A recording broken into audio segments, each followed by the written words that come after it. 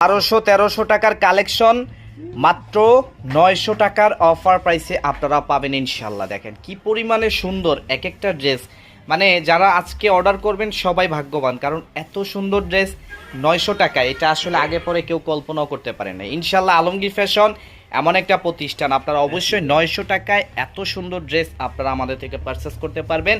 যার পছন্দ হবে খুবই দ্রুত স্ক্রিনশট নিয়ে আপনারা আমাদের পেজে একটা ইনবক্স করবেন, ইনশাল্লাহ সাথে সাথে আপনার অর্ডার কিন্তু কনফার্ম করা হবে।